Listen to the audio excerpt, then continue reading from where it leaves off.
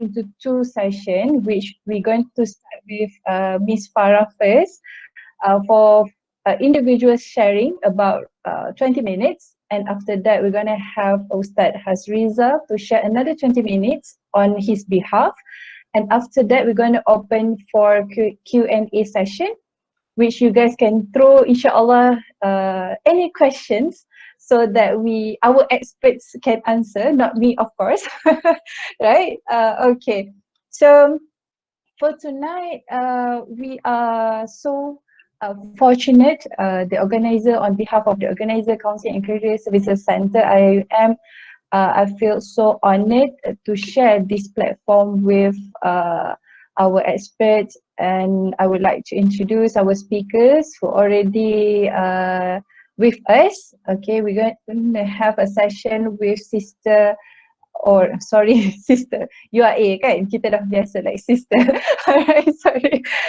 Miss Farah AZLIN, whom also is our alumni, alright, who is currently Associate Clinical Psychologist, working with Soul Health, representing Soul Health. So a little bit about Soul Health.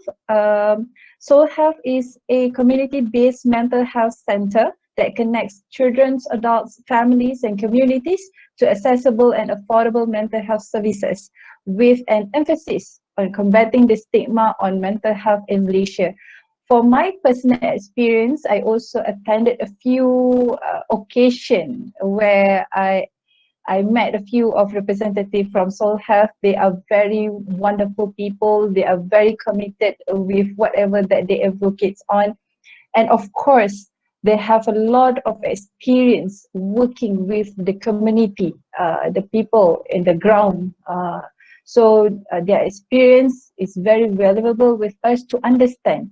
And of course, to clear the air, like some people have questions. Why this new generation is like this? Why this like this? So why older people are more resilient than the younger generation? When in fact, I believe there's so many factors contributing to that statement.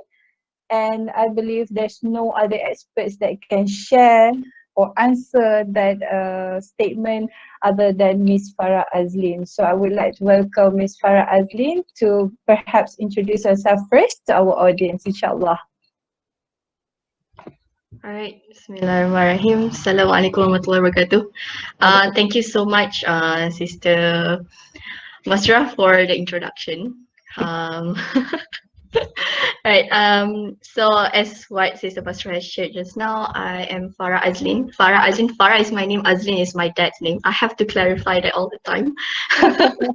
Yeah. So you can call me Farah. I'm a clinical psychologist. So currently I'm an associate at Souls Health, but I'm also based at other places as well.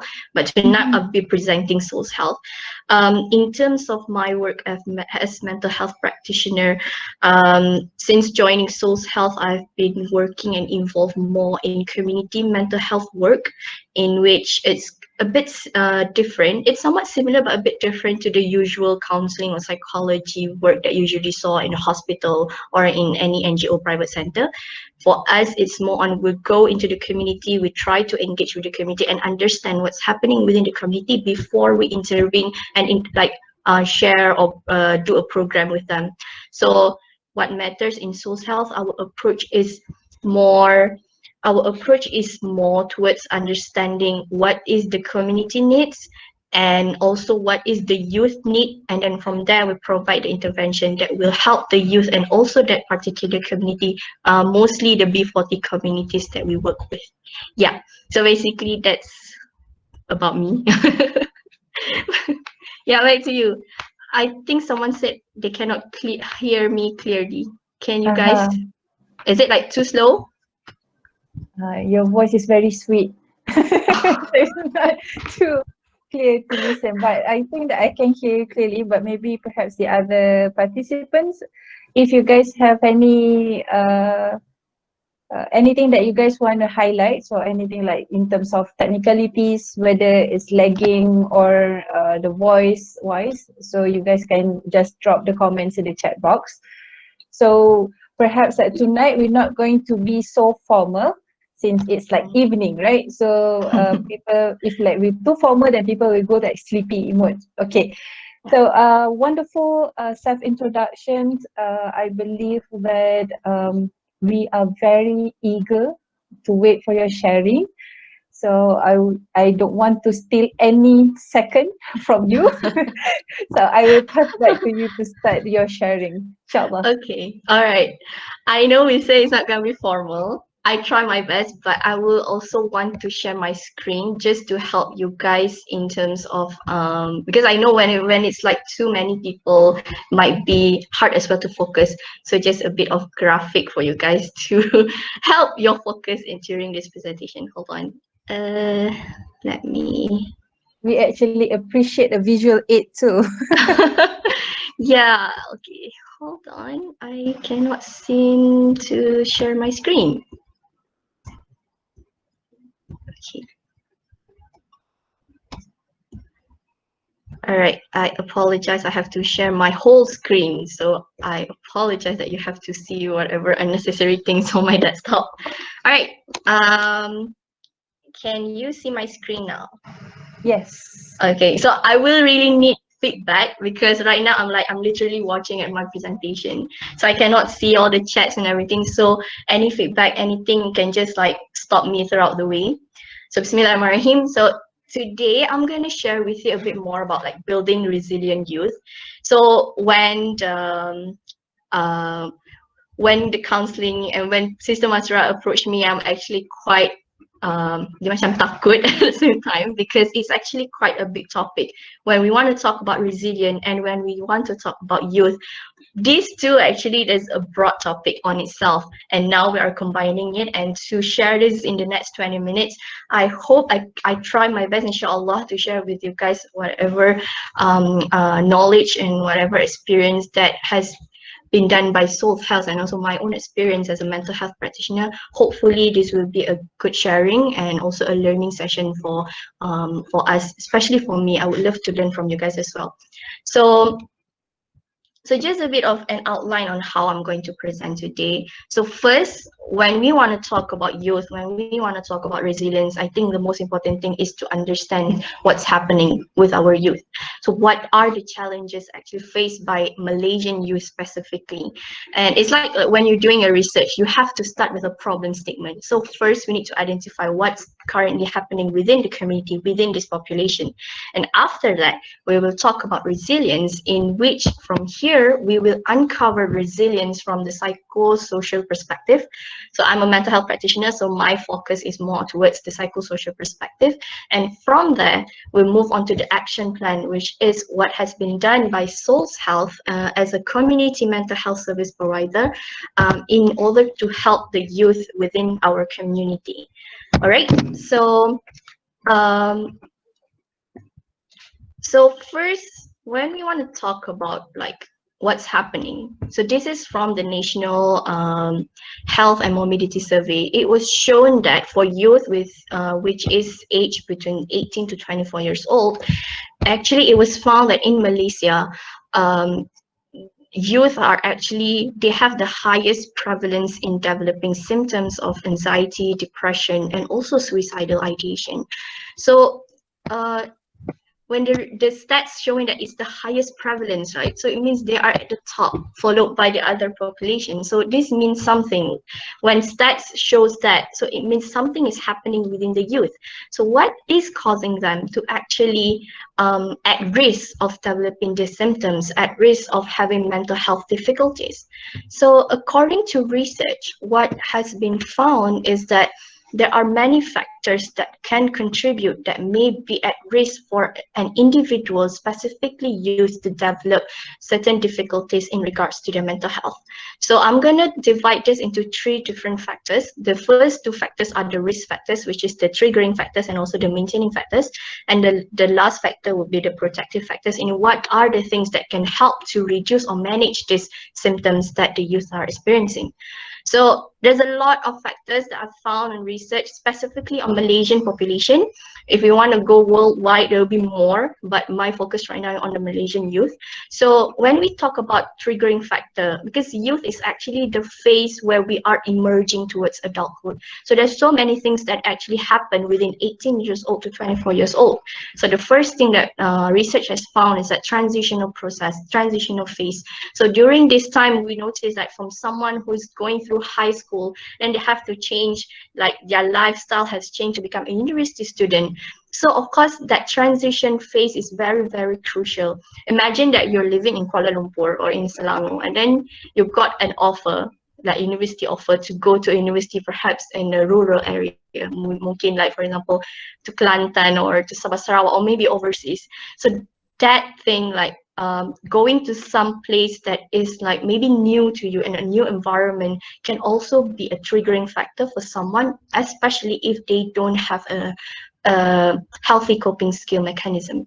So aside from transitional phase, there's also the academic stress factor, because right now during this phase, of course, most of them are doing their tertiary education, so there's a lot of stresses happening, assignments, group work, and you need to do well for your tests. So these are the things that may trigger someone to have mental health difficulties, and not to mention about relationship issues as well. When I say relationship issues, it's not like boy-girl kind of relationship, but also the things that are happening around us. From here, that's when our social circle will start to expand. We have relationship with our lecturers, we have relationship with someone older than us within our community, relationship with our peers, our classmates, our parents. So these are the things when things aren't well, or when things don't go as how you expect it to be, that can also be a triggering factor. And lastly is also the socioeconomic status. So studies have shown that those from the lower population of socioeconomic status, they are actually at higher risk of developing mental health condition. So aside from the triggering factor, we need also to look at the maintaining factor, like what are the things that maintain it, yang kekalkan, that maintain that symptoms to either amplify or to be at it. There's no improvement or anything. So some of the factors could be inadequate coping skill. Coping skills are many, but sometimes we forget or we tend to do like coping mechanism. When it comes to coping mechanism or coping skills, there are healthy ones, there are also unhealthy ones. So most of the time when it comes to youth, they tend to move towards the unhealthy coping mechanism. So that's why it amplified, or it causing more risk for them to develop difficulties. And there's also that lack of psychosocial support. Like psychosocial support is very important, especially social support from your family, from your friends. When you lack of that support, that's when you tend to isolate yourself. And when you isolate yourself, you tend to overthink, and there's so many things that may be happening inside your head, whatever that you're feeling. So that may cause you to develop this mental health condition as well. And being in the Asian population, there's also the expectation from family and society. Understandable that when it comes to Asian population, there must be like some kind of expectation that the parents or the family has on you. So that's why with this expectation as well, and then with this academic stress and relationship issues and those kind of things, so these expectations may also maintain that symptoms. And last thing, I think this is a big thing, not just to the youth, but I think to the Malaysian population as a whole.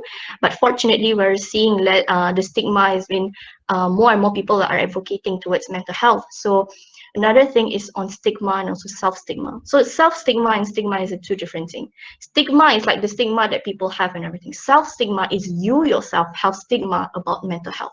So I just want you guys to just reflect. When it comes to, imagine that you going through a difficult time, and then you notice that maybe you're feeling unmotivated, your sleep is disrupted, you have no appetite in eating everything. What would be your first step? Would you consider to go to see a counselor or a psychologist, or would you just like keep it to yourself and try to handle it on your own and just let it be? Just something for you guys to reflect. So if you say that, okay, I'm going to go and see a counselor or maybe seek help from someone that I trust, then that's good. But if you say no, then that is what we call as stigma or self-stigma. So you need to reflect again, what's causing you to not reach out? Okay, so that is something that you can reflect on. So when we talk about this risk factor, now we look into the protective factor. What are the things that can help someone to manage the symptoms or to reduce the symptom? So I found this is very interesting because looking at the Malaysia context, first thing is actually social support. Social support, you can come from family, from friends, anything within the community. And also that mental health literacy or mental health awareness. So now when actually the truth is, there's a research that they did like some kind of interview with the youth, and the youth actually said like if they know what mental health is, if they have the knowledge of mental health, so that will actually help them to seek help. So the thing here is because there's lack of information, and not just lack of information, but valid and information that is not just like fake kind of information, valid and research based and those kind of things. So these things are really lacking. So actually with this mental health awareness and literacy, it can help someone or even the youth to reach out and become a protective factor for them. And there's also that spiritual belief and religion, and even the Western researchers have started to acknowledge this as well. How important is that spiritual belief and religion? And being in Asia and Malaysia itself, our community, I think we still have that strong belief towards the religion or spiritual. So I think that is the factors that can help someone to improve or reduce the symptoms of mental health difficulties. So that is like in a like general. But then what about now? Like COVID-19 pandemic. There's a big thing that's happening, and it's another different story when it comes to with the current situation of COVID-19, also the movement control order. So that we identify as a triggering factor. But what are the maintaining factor? There's of course that isolation for those who are staying away from parents. Maybe you're stuck at your uni, or you're stuck somewhere and you cannot go back to your kampung, whatever. So that isolation actually can amplify for you to feel that loneliness, to be anxious, you have that fear, or maybe you're going to get COVID and whatnot. So that sense of isolation is also maintained that for you to find it difficult to manage your mental health. And there's also that financial constraint. Of course, being a student, for example, or being an emerging adult, financial constraint is something, even though maybe you are being sponsored, or you have loan and whatnot, or maybe your family is paying for you. But again, because of this COVID-19, it not just affect the youth, but also the other, like the adults. People are getting retrenched, loss of income. So it affects the whole family unit. So when the whole family unit is affected, so that's when that financial constraint comes in. You're going to be thinking, can I pay for my next semester? Can I continue my study with this financial constraint? So these are the things that may cause the youth to be thinking about their future as well. The uncertainty of what's going to happen. And for those who are like just graduated, there's also that challenge in looking for jobs. Maybe you sent out so many resumes but none replied, or you went out for interviews and then you got rejected. So these are the things, like I said before, transition phase, it really affected the youth nowadays. And I think the most important thing that I want to share here and highlight is the virtual learning. I know virtual learning is like so challenging. And even for me, like working from home is already challenging. So I'm not sure. Like for youth, and especially for those who don't really have like proper how do I say, facilities in terms of internet connection and those kind of things. And I've seen my brother who's also like within this age group, I can see how he struggled to do virtual learning, because it's so different than the physical learning. Physical learning, you have your friends, and then whenever you want to ask something, you can just directly ask your lecturer. But now it's like virtual. Everything is virtual, and then like being in front of your laptop for so many hours just to sit and listen to the lecture, it can be very challenging. For example, I have migraine. I cannot look at the screen for a long time. So it's challenging for me as a working adult. I can't imagine for a student to watch it, like to just listen and to watch and do your assignment, and maybe sometimes the assignment is like too last minute and those kind of things. So it's very challenging. So that's why we need to understand what's happening in the world of a youth. So that we can know. We cannot just simply say that, oh, why the youth nowadays are so fragile? Why the youth nowadays are so soft? We cannot say that, because it's important for us to understand what they're going through as well. Okay. And in terms of protective factors, I think it's similar to the general one that I shared. So I highlighted here is the healthy coping skills and also that social support, which is very, very important when it comes to helping you in managing your mental health challenge.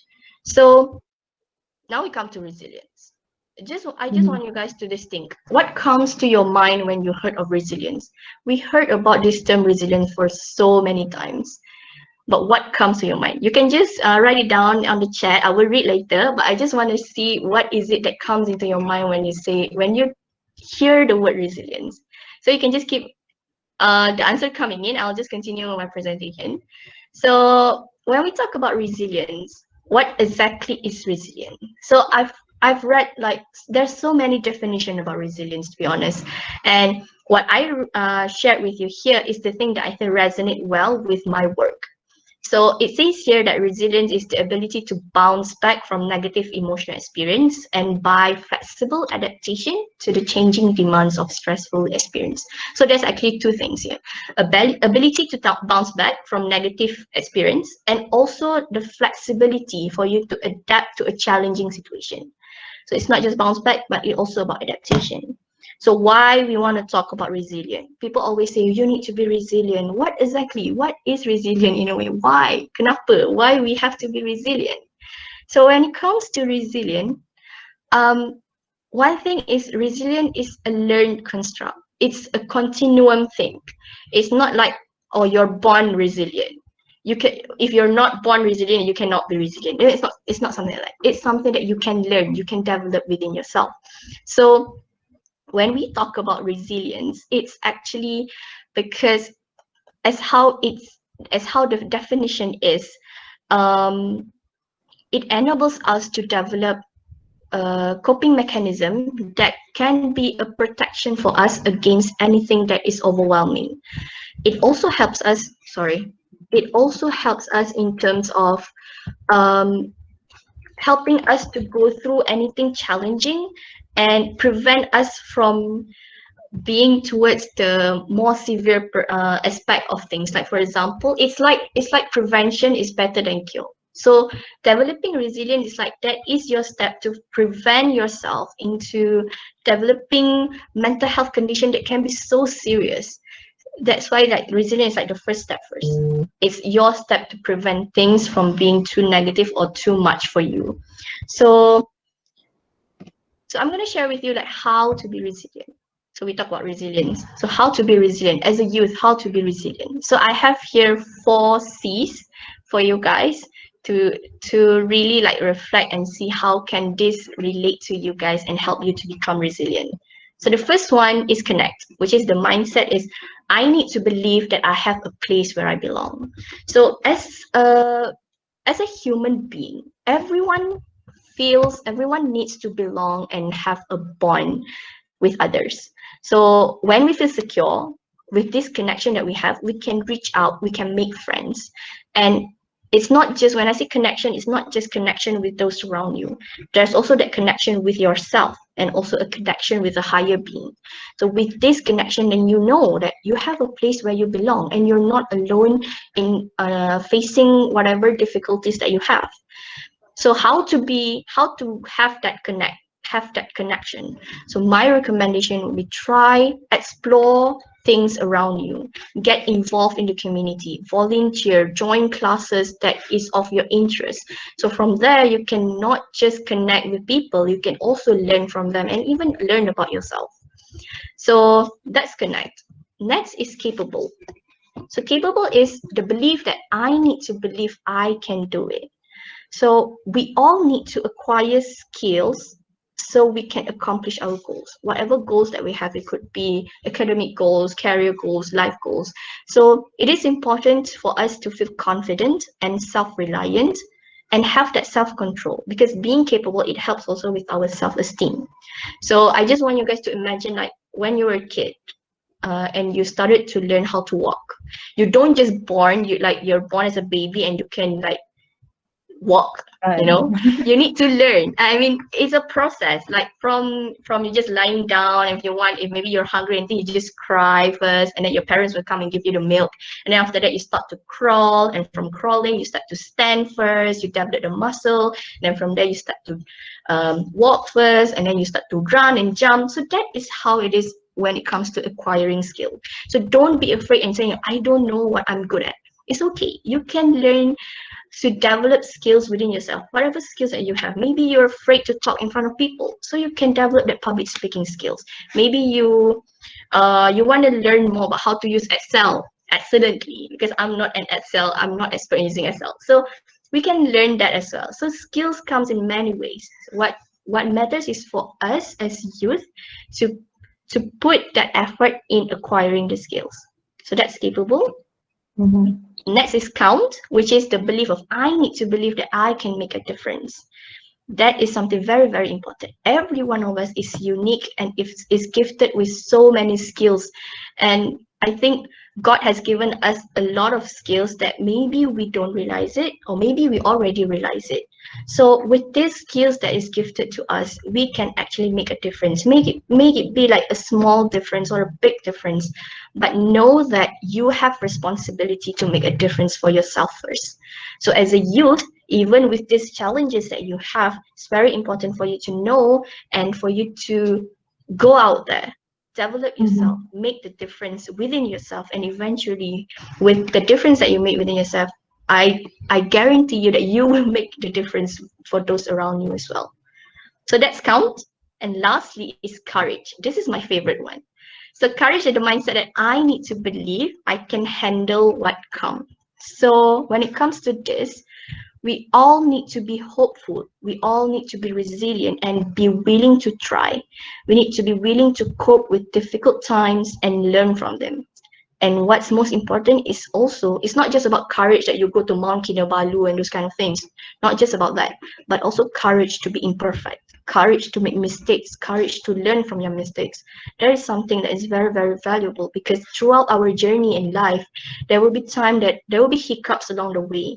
There will be times that we really cannot handle the situation, and it's okay. Just have that courage for you to be in that lowest level of your life, so that you can learn from this experience and you can bounce back, that's what resilient is. Okay, so I'm towards my last part already. So okay.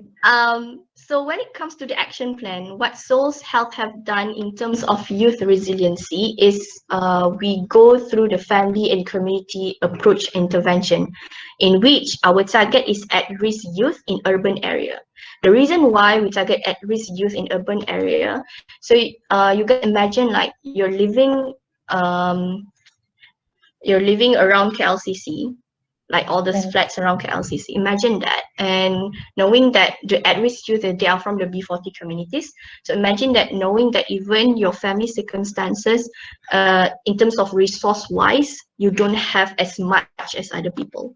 And then going out to school, maybe you see that KLCC tower every day. Imagine that KLCC is like, wow, when you go inside KLCC, you see what is inside the KLCC itself. So imagine being a youth and living in that environment, knowing that whatever inside KLCC is something that you cannot reach. So that is something very challenging for this community. So what Souls Health did is that we did a program called Program Keluarga Akrab Mencapai Impian. It means close family achieving dreams. Yeah, direct translation. But so what program kami did is that we focus on the youth and also the parents. The reason why is because, like I said before, protective factor is that social support. And social support, when it comes to youth, the closest social support that they have is family members. So with the youth, what we did is we empower the youth with healthy coping skills. We teach them about emotion regulation skills. We teach them about how to communicate with your parents, how to communicate with your friends, your teachers. And for the parent sides, what we did is that we enhanced their parenting skill. They already have their own parenting skills, but what we did is we add more so that they are more equipped in how to handle their youth. And they are more equipped in how to talk to their youth, because a lot of them shared like, oh, it's very hard for me to talk to my youth is not talking to me, I don't understand what's happening with them. So with this program, our target is to help the parents as well to talk to the youth. So it's like both of them is doing something.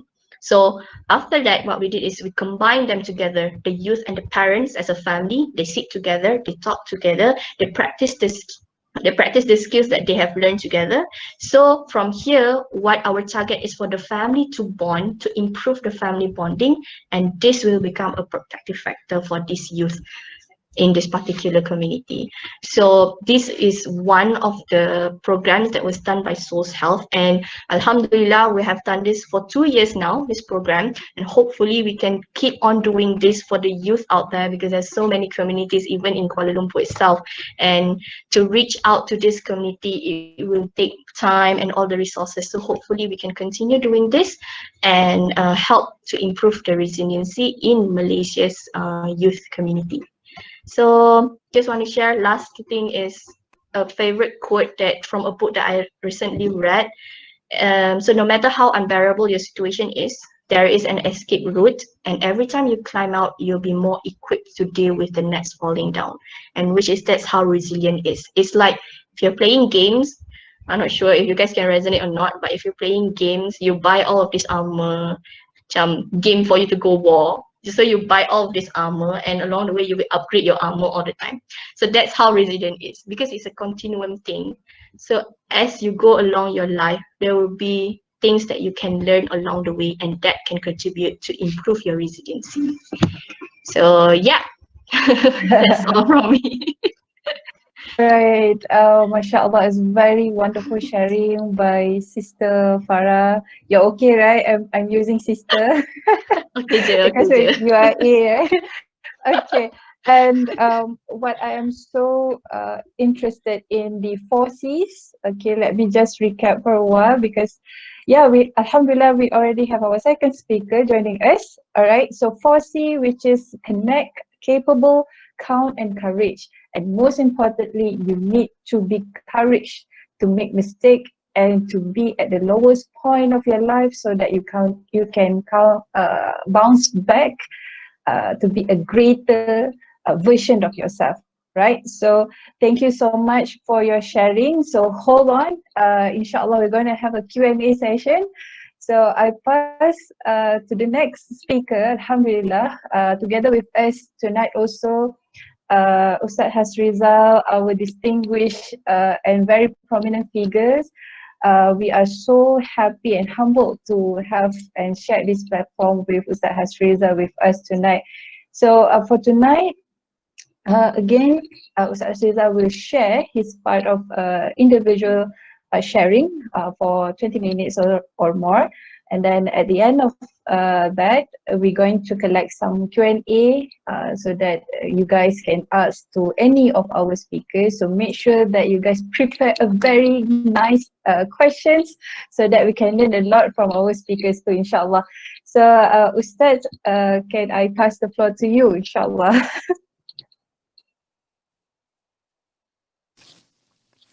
Okay, baik. Can you hear me? Yes. Saya nampak Ustaz dalam kereta tu. Yes. What are you Okay, doing? Assalamualaikum warahmatullahi Waalaikumsalam. wabarakatuh. Yes, Waalaikumsalam I'm not warahmatullah. in the good surrounding. I mean, to have such a lovely session, because I am in the car. Yeah, but it's okay, it's okay. Yeah, I just sent my wife to the hospital just now, and waiting for my youngest kid to finish his school in about 45 minutes time. So I don't have enough time to go back to our house and to sit properly and have a better connection actually. So I hope my phone is doing okay. And thank you so much to Sister Nurmastura for inviting me to this session. And also I enjoyed myself listening to what Sister Farah shared just now. I was searching for a better spot to find a better connection, because this is no longer Finland. Previously, when I was in Finland, we had a better connection almost everywhere. But now in Ireland, it's a little bit challenging. We need to find a better spot, inshallah. Okay, I have been requested by Sister Nurmastura to share a little bit about my work, which has some sort of connection with the topic that we'll be discussing today. In that sense, I have to decide what hat am I wearing today. Am I the resilient ex youth long time ago, or am I a school teacher or a parent? So I think I need to combine the whole thing, and I need to put all these things into one perspective, and that is to emphasize a little bit more on how this can be translated into actions in a form of education, instruction, learning, and also what parents can do to support their children, including the youth, to develop the quality of being resilient, and even before that, the grit. I don't have to touch any more about on the theoretical aspect of the topic, because Sister Farah had covered almost everything about it. It's just that if we go back to where this whole thing began, referring to what I am working on in this, especially at a Khalifah Model School. When I came back to Malaysia in 2004, that was already after 11 years I left the country. It wasn't like now. It was very difficult to travel, and we didn't have internet. So I experienced some sort of disconnection with the things that been developed back home in Malaysia. So when I came back to Malaysia in 2004, I started to get involved with activities involving children and youth from all different sorts of background. And at that time, I started to realize that there are some things that change in our society that worried me at that time, and it had a lot of things. It had a lot to do with the topic that we're discussing today, because one of the things that I realized at that time is in our education, the quantity of what to be taught and what to be learned at school increased tremendously. And this took away a lot of free time from our children and also from our youth, which probably maybe like around 10 years before, this free time was something considered as, wasting time, doing nothing. So it's better for all these children to have extra classes. So in the morning, they went to the formal school, and then in the afternoon they will go to for example, sekolah agama, to religious classes. This was something that did not happen during my childhood. What we did at that time was wasting time, and that is by playing, doing nothing, just spending our time around with our friends, and at that time, probably the idea of doing nothing, free play, spending time with friends, and using your imagination to come up with activities that we can do together were considered as a wasting time. And because of that, we need to do something to fill in this free time that children had. But then in 2004, 2005, 2006, I started to realize that our children and the teenagers started to become fully occupied with everything that had been scheduled for them regarding the education, the formal schooling, as well as, for example, sekolah agama, especially for our Muslim children. this is something that I had a lot of reflections on that, because when I engage with teenagers, with the youth at that time, I started to realize, although adults were very enthusiastic into preparing all these materials for the children, but the children more and more finding that everything that had been prepared to them are getting more and more getting less and less meaningful, meaning that they did not enjoy all those things that they were doing. And because of that, the childhood and the way they have been brought up became, I don't know how to put it in words, something was missing at that time. And that was when we decided we need to do something about it, because I didn't see um, our youth, our teenagers have something bigger in their vision about future. Everything is about fulfilling the academic requirements. And I was unhappy about that. And it reminds me of what happened between, for example, Musa alayhi salam and Yusha bin Nun, when they had this conversation in finding Khidir alayhi salam. So this is something that we learn from Surah Al-Kahf, to show us about how having a purpose developed the strength to have this quality of greed first, and that is passion and perseverance for long-term and meaningful goal. And then if you fail, you have the strength to bounce back, to continue the journey, and not letting yourself to fade away. So when Musa alayhi salam decided to find Khidir to fulfill the idea that this is a more knowledgeable person that you should go as been instructed by Allah subhanahu wa ta'ala. So Yusha bin Nun, Musa alayhi salam said to Yusha bin Nun, as in Surah Al-Kahf verse 60, A'udhu billahi minasyaitanir rajim, wa idh qala Musa li fatahu la abrahu hatta ablugha majma'al bahrain aw amdiya huquba. We know about this ayat. So in this ayat, remember when Musa said to his young assistant, and that was Yusha bin Nun, La abrahu hatta ablugha majma' al-bahrain. I will not stop until I reach the place where the two seas meet each other, aw amdiya hukba, even if I have to travel for ages.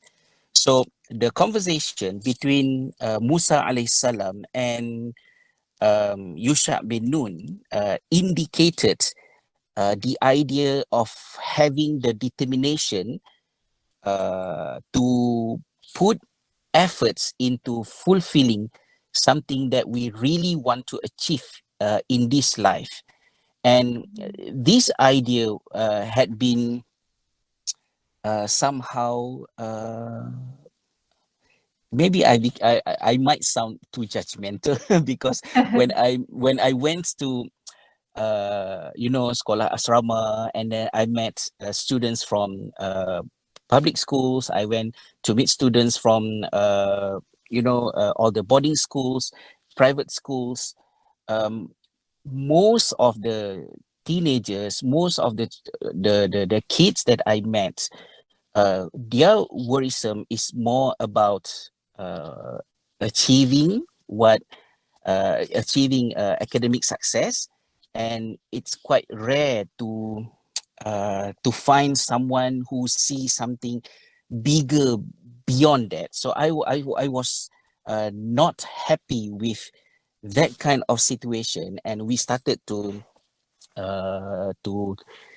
talk a little bit more about this topic, and that was the background when we decided to extend our primary school, Khalifah Model School, into the secondary school, Khalifah Model School Secondary, with the idea we need to use a different approach in instilling characters by reducing the content but expanding the learning experience. Because when it comes to um, engagement with I started to mumbling because my eyes is keep watching the school with my children.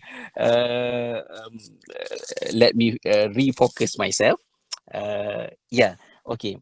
When we started our school in Khalifah Model School Secondary, our idea was we didn't see our students as, for example, future worker. What are the skills that they need to have? What sort of qualifications they need to hold in order to become successful in life? But we emphasize on developing characters. And in order to develop characters, we need to reduce the content, because character education does not happen based on factual knowledge. We don't tell and we don't teach them, but we need to give them enough room for them to experience different activities and reflect on all those activities in order to instill and internalize all those values. The reason why I brought up this topic was because during the discussion we had with different parties at that time about this idea on how to develop characters, it came to a point where I found many of my colleagues believe that resilience and the ability to hold yourself facing a lot of challenges and difficulties in life require a harsh approach and require some sort of regimented kind of activities to instill the strength in our youth. But when we reflect on what we learn from the seerah of the Prophet sallallahu alaihi wasallam, we didn't see Rasulullah sallallahu alaihi wasallam took that kind of approach.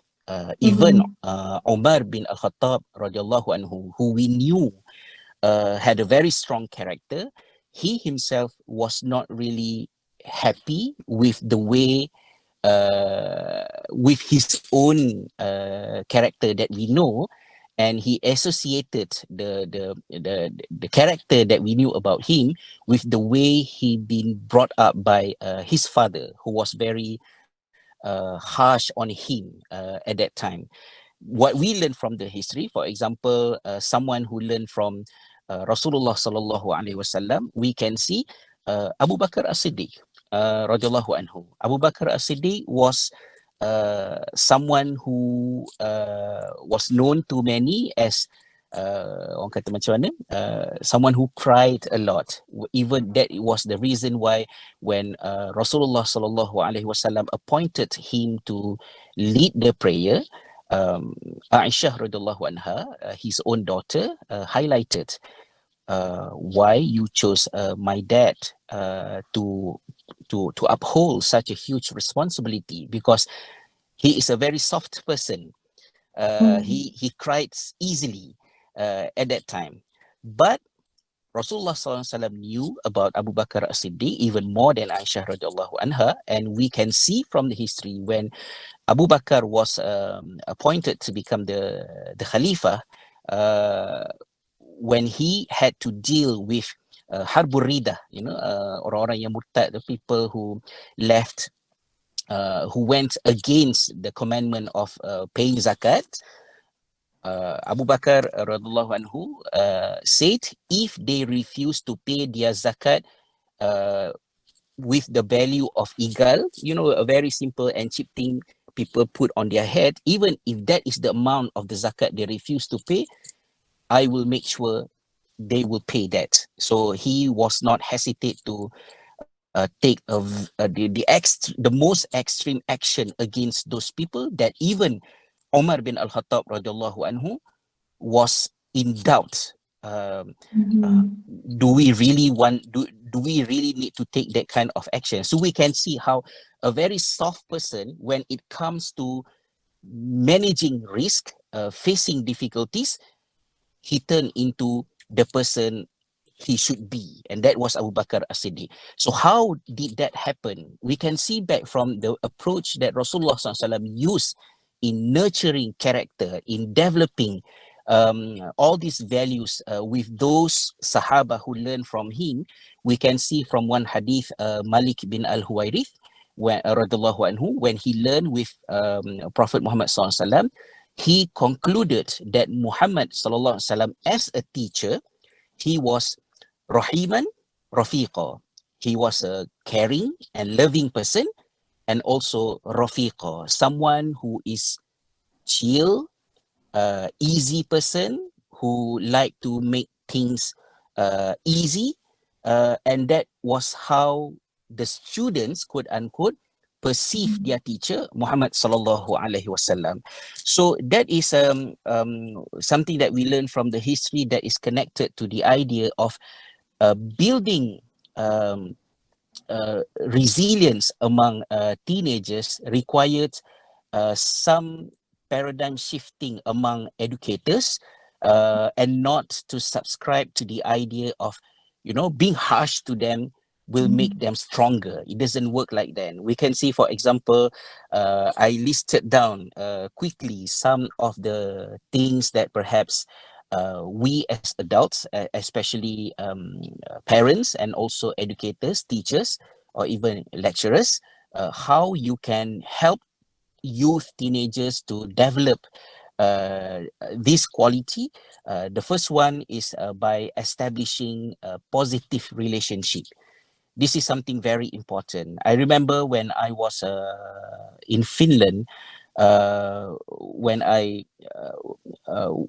we were in Finland, we were tested with a very difficult situation when one of my children, the best friend of one of my children, I try not to use his or her so that I will not reveal which of the children,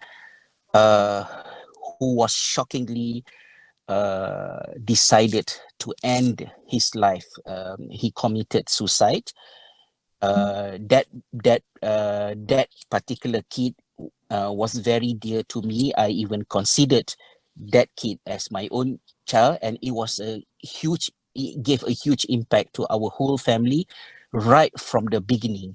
And at that time, it was not only impacted my kid that befriend the kid, but the other children as well. So I have one of our children who got into self-harm and having trouble in managing peer pressure at that time. And it became more difficult because I was alone at that time, taking care of our children in such a foreign land in Finland. So Alhamdulillah, at that time, one of the things that supported us to overcome the challenge was, of course, we have a good support system from the school, but one of the things that I felt helped a lot to support my own children to rebuild their confidence and their ability to face such a huge challenge was this prerequisite, or the major scaffold that is needed to do this, and that to have the positive relationship. Because at that time, if I think I didn't have a positive relationship, there was no trust, there was no confidence between my children with me, it became very difficult for me to play the role that I played at that time to support them. So that is one of the things that I would like to highlight. The second one, help teens to find their passion. That is also another thing, because purpose is one of the prerequisites to develop the value of grit and resilience. Help our children to find their passion. They might got sucked into a very small and tiny world, especially nowadays with social media. It's difficult for them to see that life can become happier and more meaningful when you think less about yourself and your survival, and to think more about um, a bigger world. At least that is what I had the conversation with my children. The third one, make it about growth. uh, Small achievements, small good things that happen, small failure that happen. Make sure that the setting that we set between ourselves and our children is about supporting the growth. So this is the third point. The fourth one that I would like to highlight is to find balance between high expectation with support. Sometimes we as a parents become too chill, we we do not impose any kind of expectation, and that even become demotivating for the children. I remembered once my son asked me, Abi, didn't you want me to go to MRSM? Because I always emphasize that, we can go to any school as long as the schooling experience is meaningful. We don't need to aim, to go such prestigious schools. So I remember one day my son, didn't you have any idea that you want me to go to MRSM to become like a doctor or a scientist? So then I started to realize, when you become too chill and you don't put any expectation, some the children might subconsciously think that we have very low level of optimism for their future.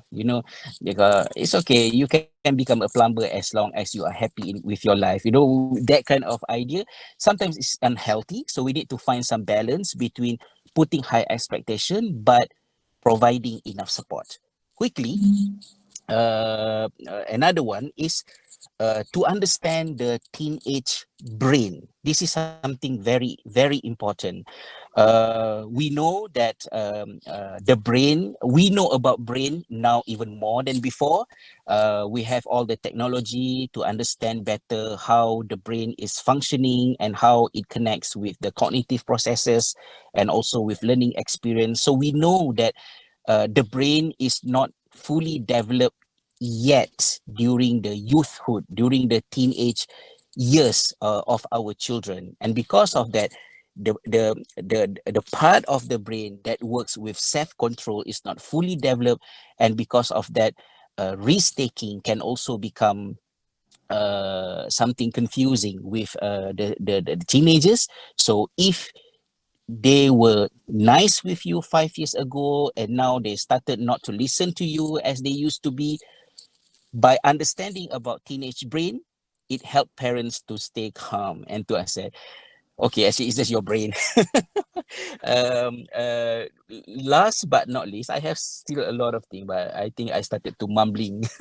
The last one is be what we called it, be a buffer for stress, but let our teen skin his knees, meaning that um, let us become someone who can comfort them when they are stressful, but at the same time, let them also experience and manage the stress themselves, because they need to learn about that.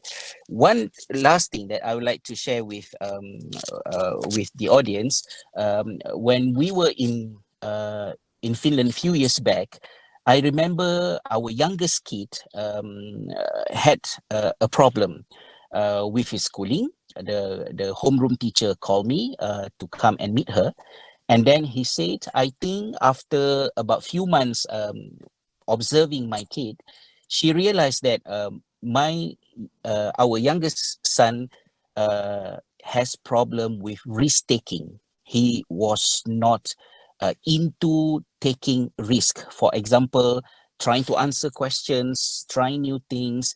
When the teacher asked the children to be in groups, he always chose to be in the same group and and didn't want to expand his circle.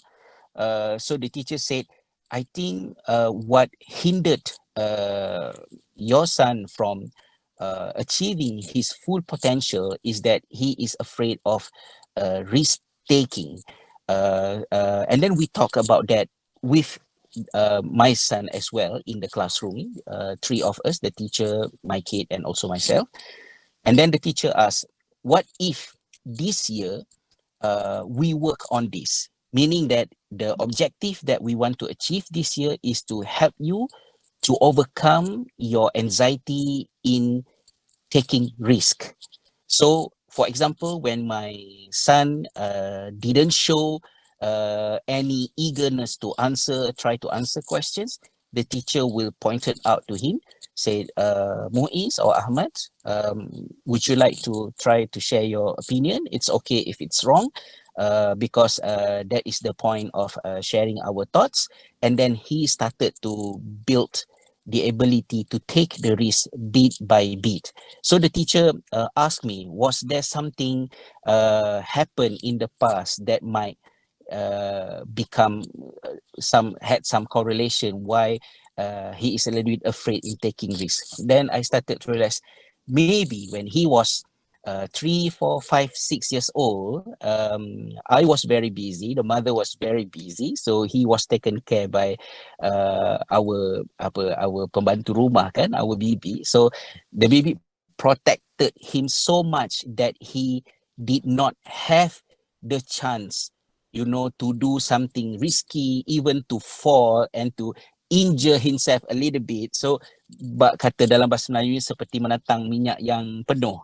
So when we learn about the psychosocial theory of Erik Erikson, the age of 2, 3, 4, 5, these are the ages where toddlers, preschool kids started to detach from the parent and started to gain confidence in doing things by themselves. So that was the reason why I mentioned earlier why I was not happy when our children did not play, when our children were busy with their academic. They didn't have the chance to do all the silly things outside the house.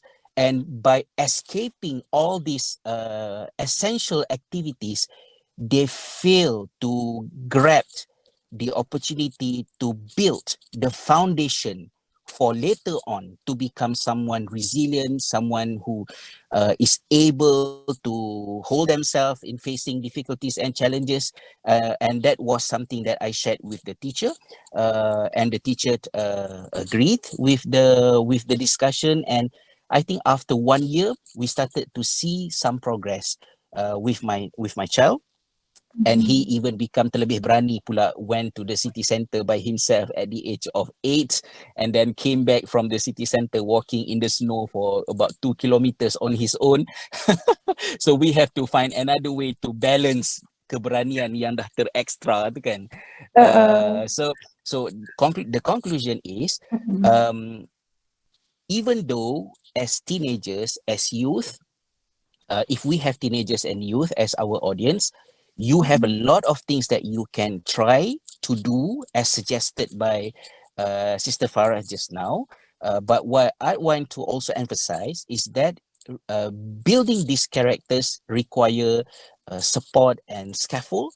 So if teachers understand better, if parents understand better on how to support the process of building this character, then it will be something more promising for these things to happen. Like Sister Farah mentioned just now, don't ever put into the mind of our children, you know, when they seems weak, you say apa ni kan, macam you know, tak ada semangat, tak ada keberanian. We remember Malik bin Al-Huwairith radhiyallahu anhu, when he went to study with Prophet Muhammad SAW, as I mentioned earlier, after 20 nights, they started to lose their focus.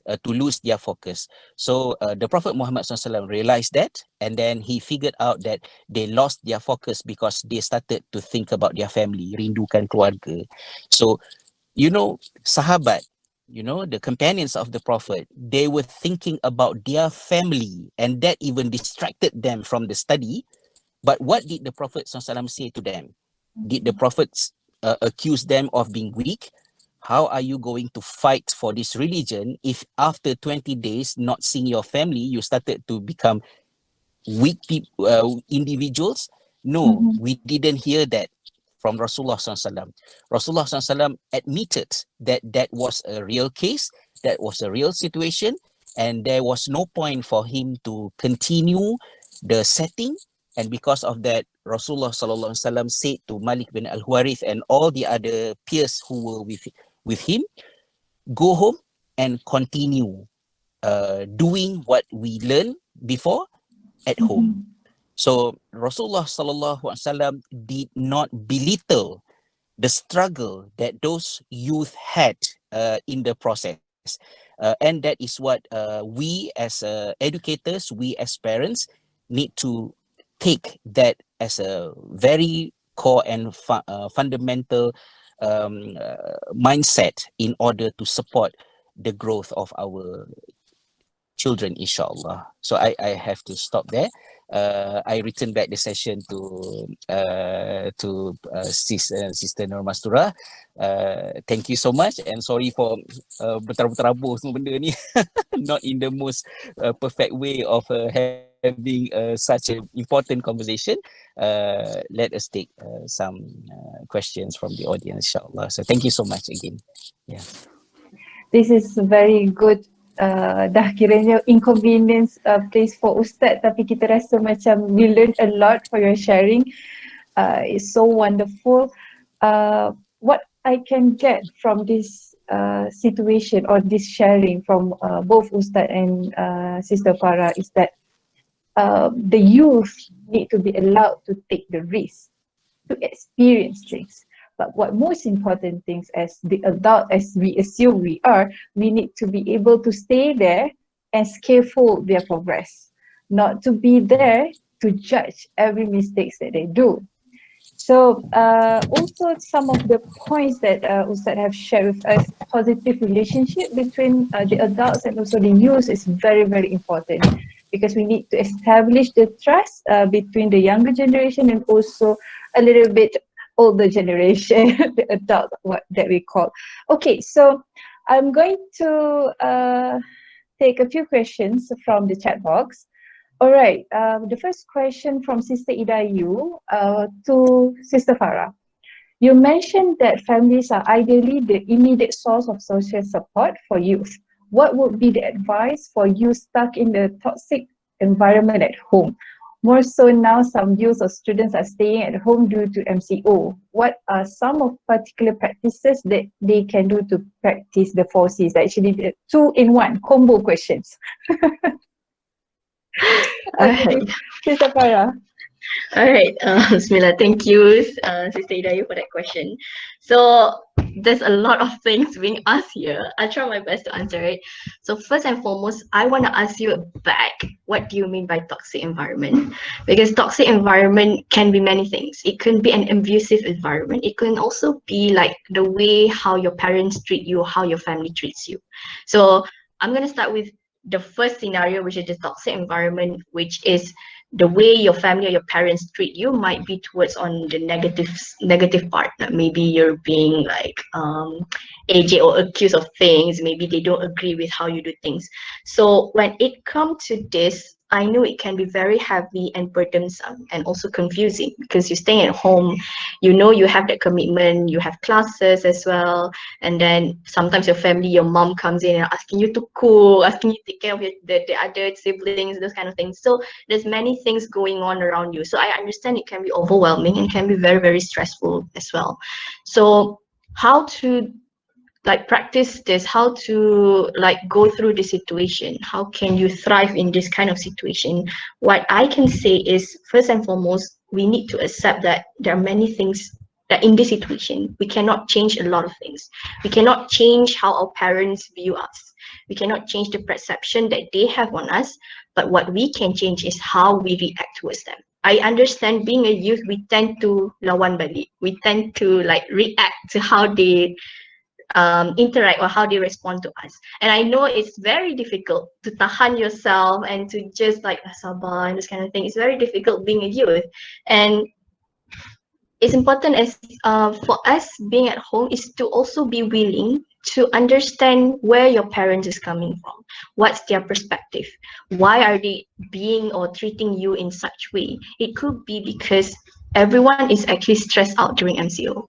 Maybe your parents, because your parents also working from home, maybe there's something happen as well. So what we can do, that capable part, is we learn the skill to be empathy as well with those around us, and not just like think it's our world only. There's actually many things going on, and it's very important for us as well to understand what's happening from their point of view. And if it's something that you feel like whatever they're doing is not valid, so that's why I say you also need to understand that's the courage part comes in, where you need to accept the fact that this is something that you cannot control, you cannot change. But what you can change is, as a human being, we are given the choice to choose how we want to react. So what I would suggest is try to explore what is your self-care routine. What do you do to reduce the stress? For me, how I do it, sometimes I do journaling, because journaling is very helpful. You write down all your thoughts, whatever that is happening, and you reflect. By writing, actually, you actually try to reflect as well, not just from your perspective, but also what's happening around you. So from there, you can learn to see things from a different perspective. So that's one, journaling. Another thing, when it comes to connect, reach out to your friends that you can trust, or another trusted members in your family, because MCO you cannot go out, so we have technology, so use the technology. WhatsApp your friend, video call your friend. If you want to play games for some time, you will be online game with your friends, so however that you want it, so at least you can still have that connection and share with your friends the struggles that you face. Maybe your friends also experiencing the same thing, so you guys can connect and discuss how to overcome the situation. Yeah, so that's what I can share for now. A very well explained answer. Thank you, Sister Farah. So another question. For this question, Sister Farah Hanim, she did not mention to address to whom. Okay, so either of our speakers may respond to this. Hi, as you said, the academic stress is one of the trigger factors. I believe this is referring to Sister Farah, which expose youth to develop mental health issues. However, how do we actually know this is a trigger when others are also going through the same thing? So how can we actually indicate that for this individual, academic is a stressor, but the other individual, academic is not the stressor? So yes, Miss Farah. Okay. For this one, I want to change your perspective about stress. Stress, it's not a bad thing. It can be a good thing, it can be a bad thing. So when it comes to academic stress, it can be a trigger when whatever that you're doing related to your academic performance or anything, but it becomes a trigger when it disrupts your daily functioning. So I'm sharing here from a perspective of mental health practitioner. So when I mean by it disrupt your daily functioning, it could be that you cannot sleep at night. You keep on thinking about your assignment, you're thinking about your score. Why didn't I do well in this test? I just made that one mistake. You keep on overthinking about it. Or it could be as well, it may affect your appetite. Like you rasa tak lalu makan, you don't feel like eating, or you maybe overeat yourself. So these are the things that you can look into. And there's also that part where lack of motivation. You may feel like it's so difficult to go to that 8 a.m. class. There's no motivation to do it. Those kind of things. So when it really affects your daily functioning and eventually it affects your academic results, that's when the academic has become stress for you and has become a bad stress. Now, how do we see academic as a good stress is when it motivates you to do well. So when you say, okay, my vision is I want to achieve this with my academic performance. So with that vision that you have, so you will do whatever that you need, you will strive to make sure that you can achieve that goal. Hopefully with this effort, you can achieve that goal. So that's when stress has become motivated. So academic stress, I'm not saying that you will always have good stress with academic.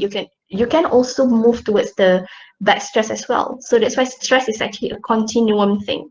And what matters, like I said in my previous sharing as well, like what matters is the coping skills. When academic has become too stressful for you, take some time out.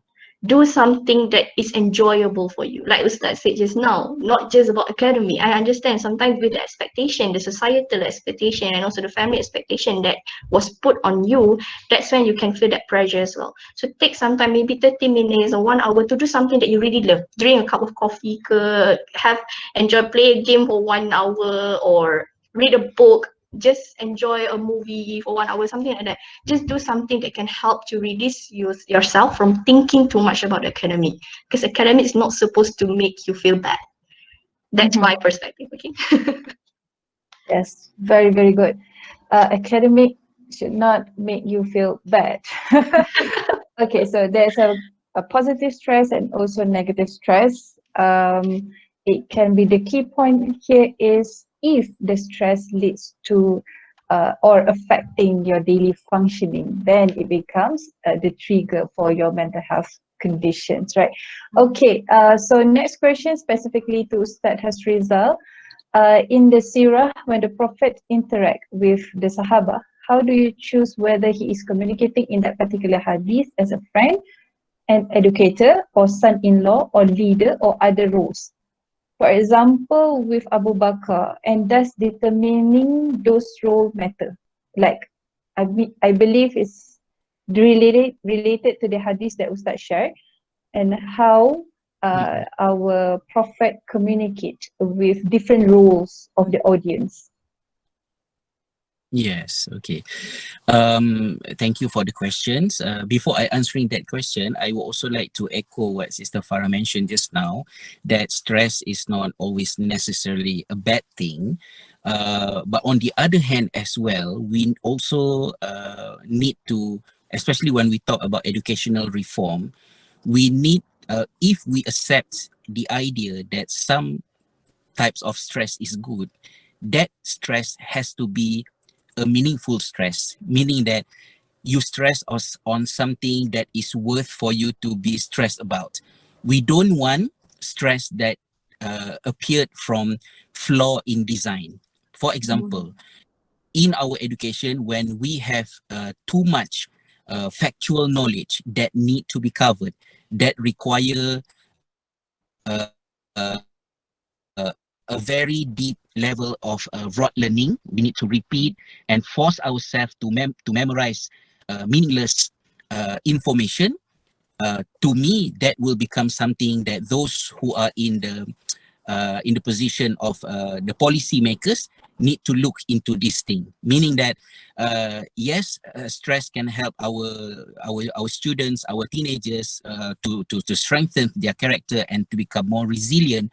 But is there any other way that that stress can be removed, or perhaps they can be stressful with something more meaningful? For example, when I moved to Finland and started my study in Finland, the major differences I experienced studying in Finland was that we didn't have the so-called final exam. There was no such thing as final exam, so there was no revision week that was very popular among students at the university. But the assessment was ongoing. And because why the assessment was ongoing? Because the system wanted the assessment to be more organic, meaning that there's no point of assessing students' ability to remember stuffs, that they can actually do that by putting a lot of effort into remembering a lot of factual knowledge that usually dimuntahkan, during the examination, the final exam. So that kind of stress, the repetitive stress on meaningless materials need to be tackled by policymakers. That is something that I hope people can see that perspective as well, especially to encourage everyone to regain the meaningfulness of whatever we do in the process of in education in general. So that's one thing that I would like to share a little bit.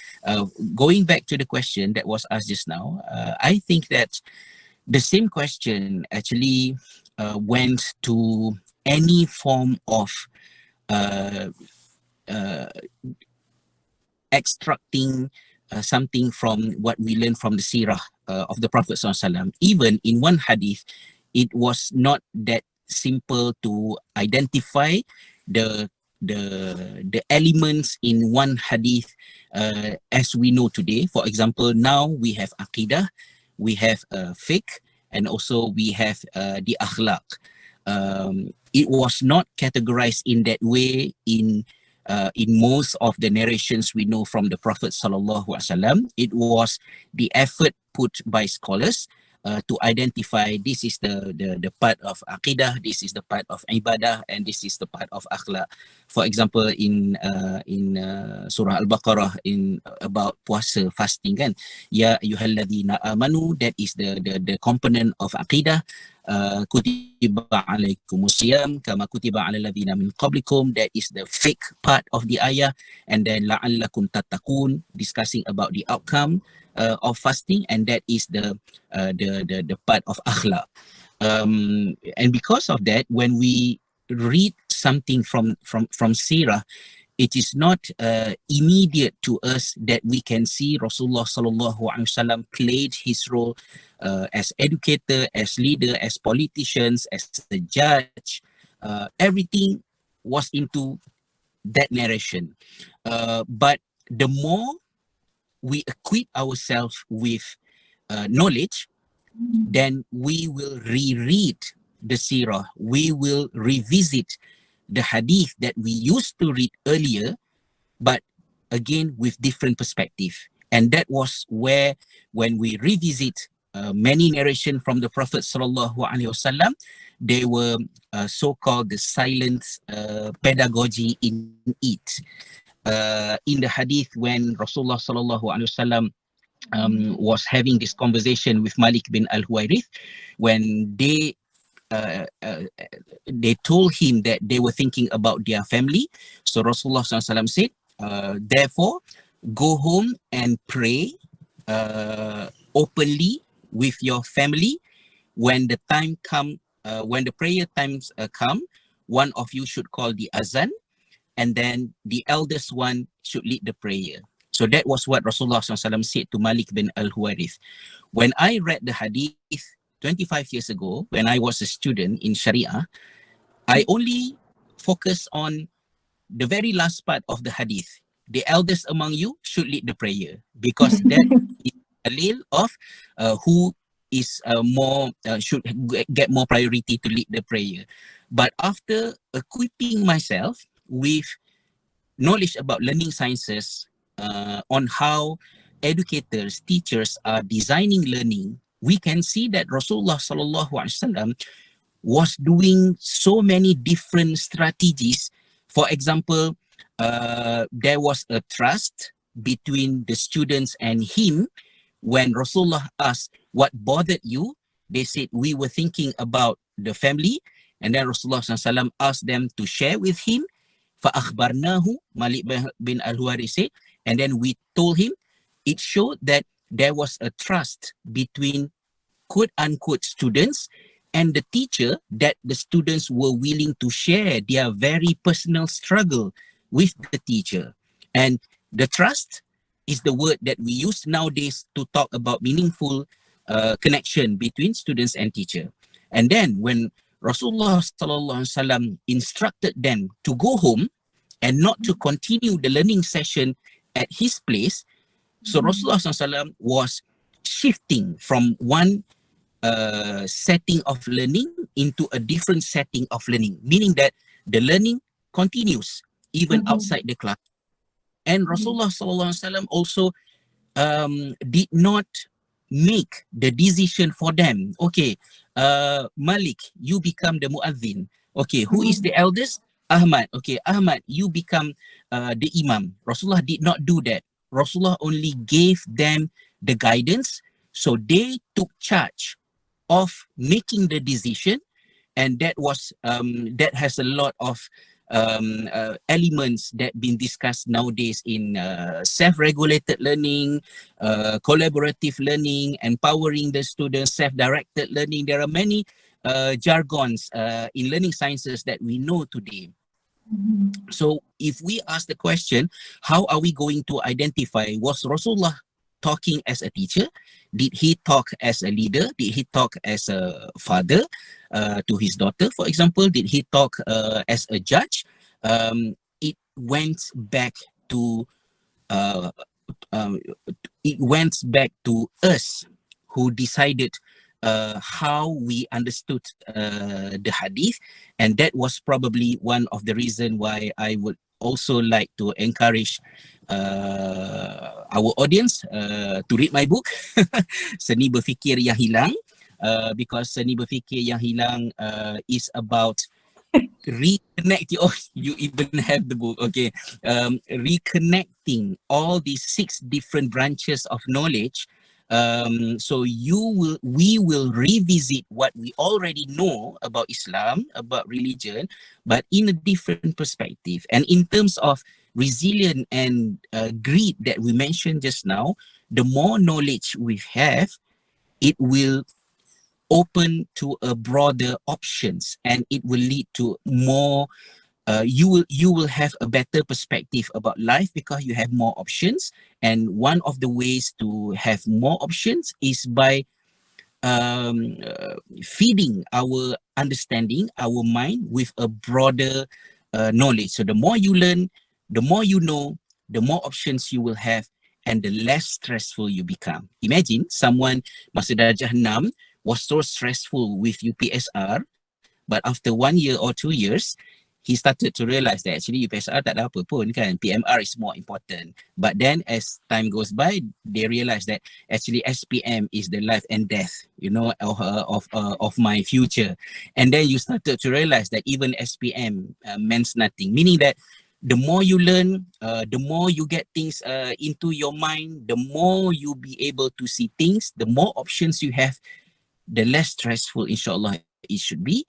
And hopefully by seeing that at the end of this path is syurga Allah Subhanahu Wa Ta'ala, and all the trouble, all the worrisome that we have in our life will be reduced insyaAllah. Tak ada apa nak risaukan sangat, tak ada apa nak stresskan sangat kan, insyaAllah. Wallahualam. Alright. Okay, actually we closing to our end, tapi ada satu soalan ni yang saya rasa memang kena juga bagi.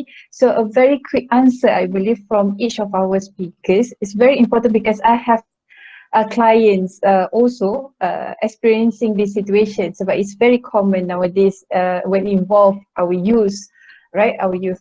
So the question is, in the situation where we were not trained to make our own decision growing up, having a pair of very strict parents, or I would say protective parents who decided on everything, how do we ourselves overcome the fear of making decision? Very simple and sweet answer from maybe Sister Farah first, and then Ustaz, inshallah.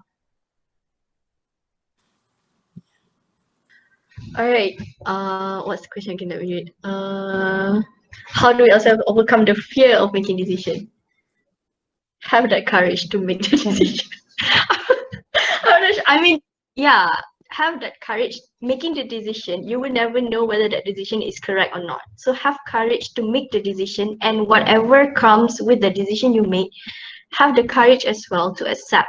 Maybe it has gone wrong, maybe it's gone right. So have the courage, because that is, how do I say this? Like, put that as a learning process for you to learn and also expand yourself to gather that strength. Like the quote I shared just now, use it as a mean for you to grow and learn and thrive in life. So don't be afraid to make decision. I hope that's enough. Don't be afraid to make decision. All right. Okay. Ustaz, very short and sweet answer. Yes. I think if we are worried to make a decision, let the worry be only on the competency of the decision, but not on the integrity. Meaning that Is it the right decision for the needs that we have at particular time? Let the worry be around those topics, but not on the integrity. Meaning that if you know that this is the right thing, this is what Allah terima, this is what Rasulullah SAW terima, this is the right thing from the knowledge that I learned, this is according to the right knowledge, this is also from agama. So it means that you have the integrity while making that decision. By having that integrity, inshallah, even if the decision was not competent, we are still on the right track. And inshallah benda tu bukan macam dosa ke apa ke, because we are not taught to worship our parents, we are not taught to worship our teachers, we are taught to put the redha of Allah di hadapan sekali. And sometimes parents, teachers, adults can become those who hinder you from making the right decision. But inshallah, with the integrity, some flaws in competency is a learning curve that inshallah that will benefit us in the future. Wallahu alam. Inshallah. So I believe that with the response, the last response from both of our speakers, it marks the end of our session for tonight. Masya Allah, kita ada 1.5 jam, almost 1 hour and a half sharing session. So thank you so much for both of our respected speakers. InsyaAllah lepas ni kita boleh invite lagi daripada jauh dan dekat juga. Hai! Sebab saya rasa all of us benefits a lot from this session to understand the youth mind, the teenage brain, and how we should work around so that we can support each other, the adult play their role and the youth play their role, so we can synchronize and create a better future, inshallah. So with that note, once again, thank you so much. Be safe. May Allah SWT bless all of our efforts and uplift all this pandemic, and take care everyone. Assalamualaikum warahmatullahi wabarakatuh. Assalamualaikum warahmatullahi wabarakatuh. Salam.